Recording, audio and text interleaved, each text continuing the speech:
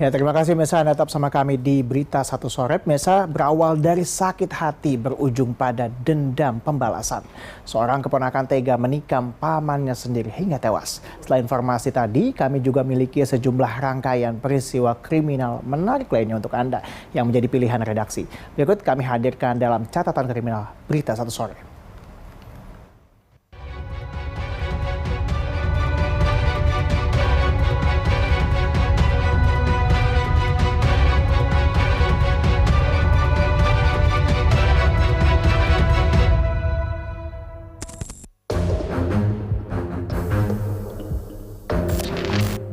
Berawal dari sakit hati dan berujung pada dendam pembalasan, seorang keponakan tega menikam pamannya sendiri hingga tewas.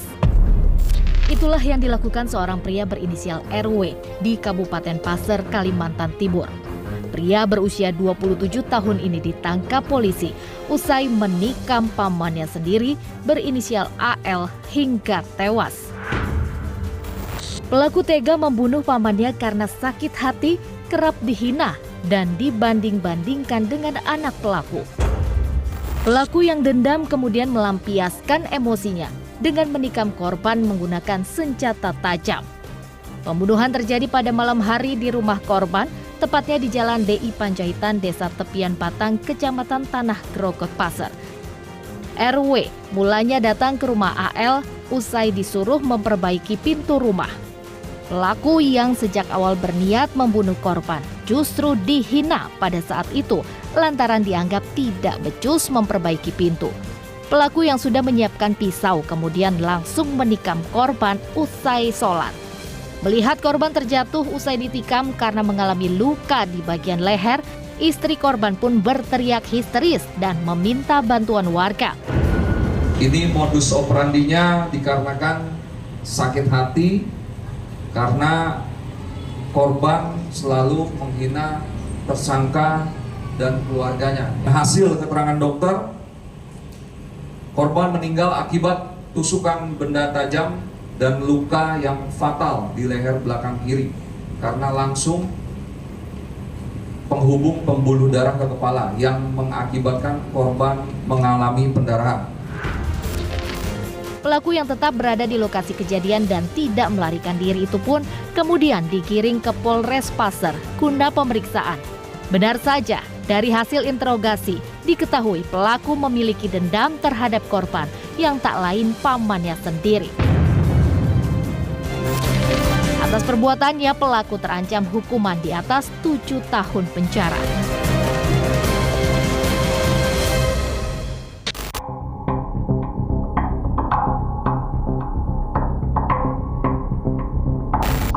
Gegara dendam, keponakan membunuh pamannya juga terjadi di Kabupaten Serdang Bedagai, Sumatera Utara. Korban diketahui bernama Poniran berusia 56 tahun, warga Dusun 1 Desa Pematang Kuala. Korban tewas dengan luka tusukan senjata tajam di bagian dada, tangan, dan kaki. Sementara pelaku yang merupakan keponakan korban berinisial AL berhasil ditangkap Satreskrim Polres Serdang Bedagai beberapa jam setelah peristiwa pembunuhan terjadi.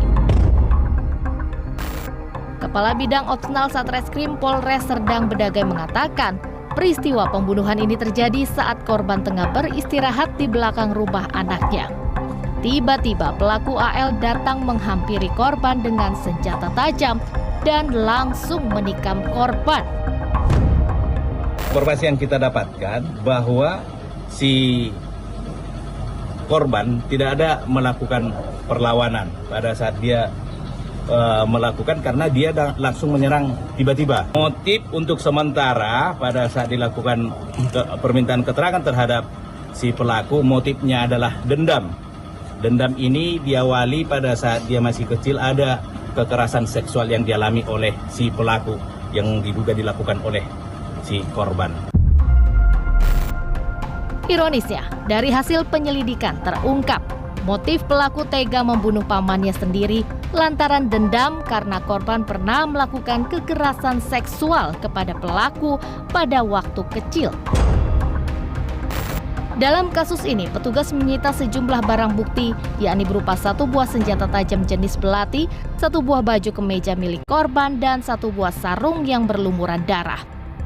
Pelaku ditetapkan sebagai tersangka dan mendekam di sel tahanan Mapolres Serdang Bedakai. Tersangka terancam hukuman di atas 7 tahun penjara.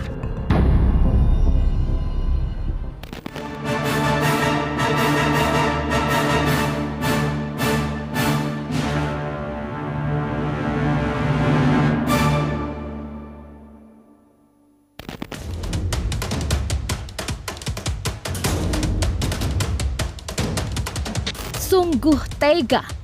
Gegara gagal bayar utang di pinjaman online, seorang ibu rela menjual keperawanan anaknya ke pria hidung belang.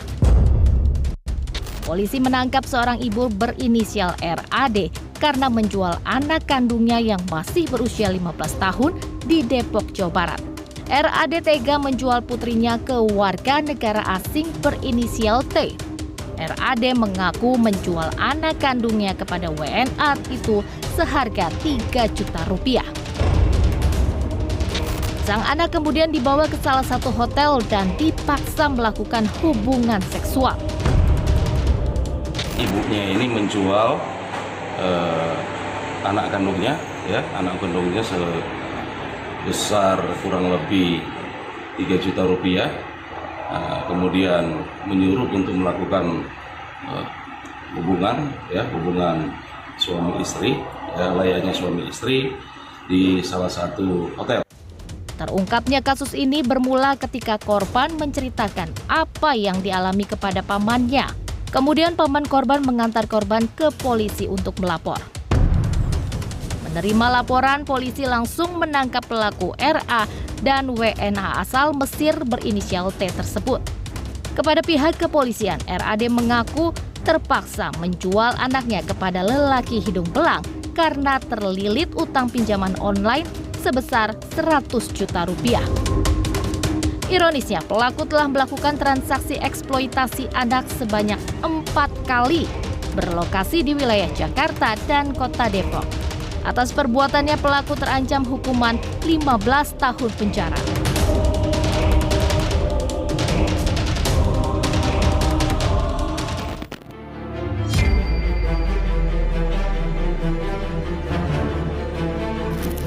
Jual anak di bawah umur demi keuntungan juga dialami wanita asal Sulawesi Selatan yang menjadi korban perdagangan orang di Sarawak, Malaysia. Ironisnya, dari keempat korban, 3 diantaranya masih di bawah umur dan dipaksa menjadi pekerja seks komersial setelah awalnya ditawari bekerja sebagai penjaga butik atau pelayan rumah makan dengan gaji fantastis. Peristiwa ini bermula saat keempat korban bertemu dengan seorang perempuan berinisial NI di Kota Makassar. Mereka awalnya ditawari pekerjaan di Malaysia dengan gaji mencapai Rp3.000 atau sekitar 10 juta rupiah per bulannya. Setelah menerima tawaran itu, keempat korban diberangkatkan ke Kuching, Malaysia melalui kota Pontianak, Kalimantan Barat. Namun setibanya di Malaysia, para korban malah dibawa ke tempat pijat. Kepala BP3MI Provinsi Kalimantan Barat mengatakan, para korban diberangkatkan secara ilegal oleh pelaku. Pelaku menawarkan pekerjaan kepada korban melalui jaringan media sosial. Mereka direkrut dari Kota Makassar oleh seseorang yang dikenal dari media sosial Facebook, lalu untuk dijanjikan kerja di wilayah Sarawak di Malaysia. Nah, selanjutnya ternyata sampai di Sarawak, yang dimana sebelumnya mereka sudah mengaku bahwa mereka tidak punya paspor dan oleh orang tersebut disampaikan bahwa tidak perlu paspor. 2 bulan tidak dibayar, para korban menolak untuk menjadi pekerja seks komersial, namun mereka diancam dikurung di dalam kamar selama 2 hari dan bahkan tidak diberi makan.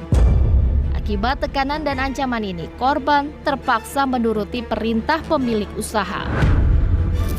Mereka janjikan warung makan. Katanya kan kita bilang kita kan nggak punya paspor. Dia bilang nggak apa-apa, nanti paspornya dibikin di Malaysia. Oke, terus diberangkatkan ke Malaysia. Kenyataannya kerjanya sebagai apa di sana dia? Pelacur. Ada dipaksa atau diancam deh? Dipaksa. Paksanya seperti apa? Ancamannya seperti apa? Kalau kamu tidak mau kerja, kami tidak kasih makan kamu. Karena tidak mampu menjalani pekerjaan kotor itu, korban diam-diam menghubungi polisi Malaysia dan meminta tolong untuk diselamatkan dari panti pijat tersebut. Polisi datang mengepung tempatnya bekerja dan menyelamatkan keempat orang. Para korban pun dideportasi oleh pemerintah Malaysia untuk kembali ke tanah air karena datang secara ilegal. Polisi pun memburu pelaku perdagangan orang yang diketahui berada di Makassar, Sulawesi Selatan.